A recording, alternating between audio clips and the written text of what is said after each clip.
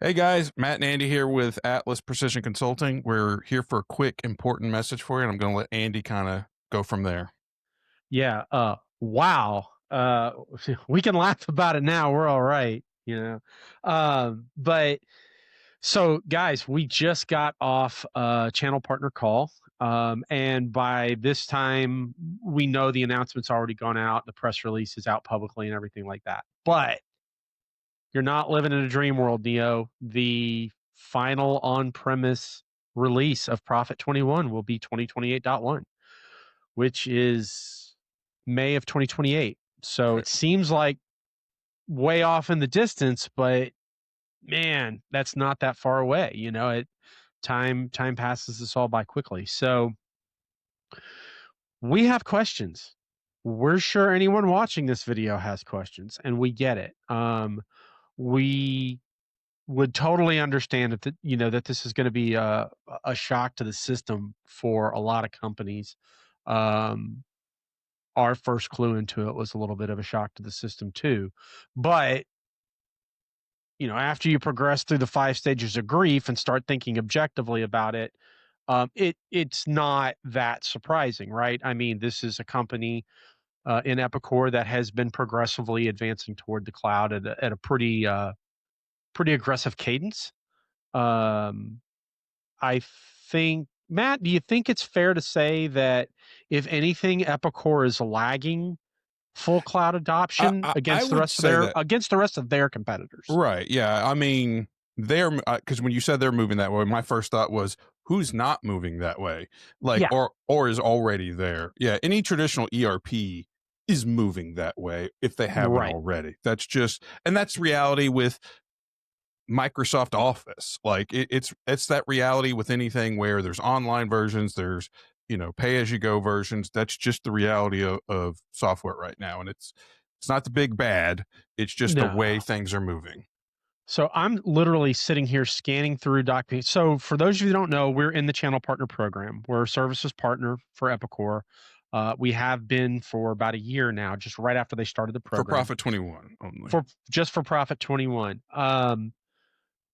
So good news is they do share information with us, and so we got the heads up on this. Obviously, it wasn't for public release. Now it is. And there was a content dump yesterday, late yesterday, on the channel partner website that we have access to, and so I'm literally sitting here scrolling through it right now. I'm also trying to take in everything that we just heard on the channel partner call. So let's get down to brass tacks. Let's talk about things that are like important milestones. So I said before at the top of this, 2028.1 will be the last version that they release and make available to on-premise clients, or on-premise installations, whatever you want to call it. After that, there's an active support period that begins when that's released. And what that means is they're still going to do bug fixes. I'm going to go through like exactly what the different levels of support are going to mean, because that was one thing we were extremely interested in understanding. So that starts right after the release. And then about a year later, I think, so July of 2029, it goes into what's called sustaining support. Okay, so give us a second. We're going to get into that. It's going to be a very short video because there's still a lot for us to process. We're going to come back with something way more detailed within the next couple of days. Um, so if I'm looking at this correctly, Matt, active support, which starts with 2028.1, continues through June 30th of 2029, still gives you access to latest release, which is 2028.1. You're still going to get security updates. You're still going to get critical patches. There will still be compliance and regulatory updates.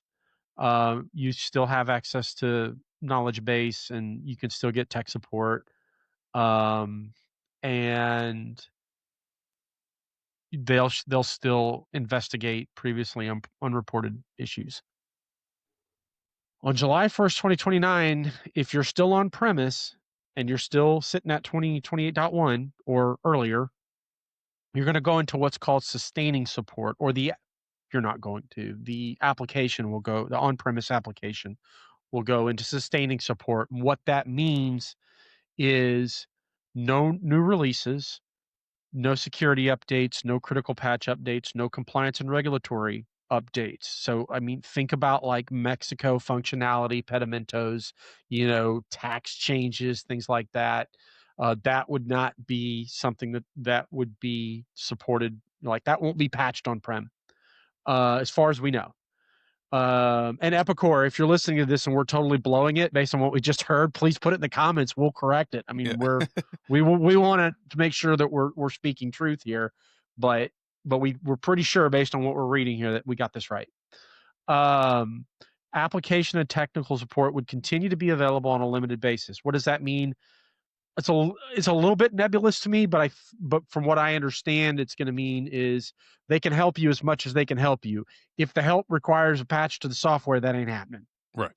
Um, and then there'll still be access to support during regular hours. They may be modified. We don't know. And then Knowledge I think base they're still access. saying that yeah, the KB is still going to be available, stuff like that. So what does this mean? Okay, I'm not really sure yet. I mean, I've got a lot of thoughts about it. Obviously, we had a little bit of advance notice on it. Here's what I can tell you from our standpoint. We are 100% committed to making sure that we figure out for and help our customers figure out what's the right thing for them to do. What is the best path forward for them as an organization? Um, we are a channel partner and we respect the relationship, but I've always made it clear to everyone our customer relationship is number one. We are working on building some automated tooling to help assess on-prem installations, and figure out what's what the migration path looks like at an extremely detailed level. I know Epicor has a platform as well that they've been using. I don't know that much about it. I know how we're going to approach it. We're going to do it in an extremely thoughtful, detailed manner to make sure that nothing gets missed. We are going to ramp up to be prepared to help turnkey this for customers because we understand people's bandwidth is going to be really limited already. And dumping in more resources to do a cloud migration just may not be something that they want to invest in long term. So we're looking at all of those things, and I would say within the next couple of days we'll have more to say about that, and we're going to have more to say about the whole thing. Mhm. Matt, my message right now is it's weird, it's different, it's big, but Don't I panic. know yeah, don't panic. I mean, look, I know where I've been on this issue and it has evolved over time as the platform has evolved. And there Mhm. have been customers where I've said to them 2 years ago, "You'll never go on the cloud." But the reality is there's been a lot of strides made over the last couple of years where you can get most everything done, you just have to do it differently. Um, And we've been doing that we for years now at this point. We have, and we've done it at high scale.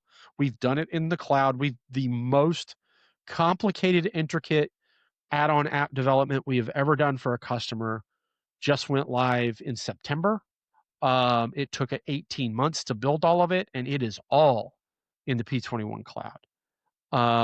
So we are very confident that that platform can do a lot. It just may not do it exactly the same way you're used to doing it today. And for customers that are like, "Oh my gosh, what does this mean for me? What do I need to do?" Get in contact with us. Or even if you're not We customer of ours, like yeah, call it. if you just got Send questions. yeah, get in contact. We'll put a link down in the description to our contact form.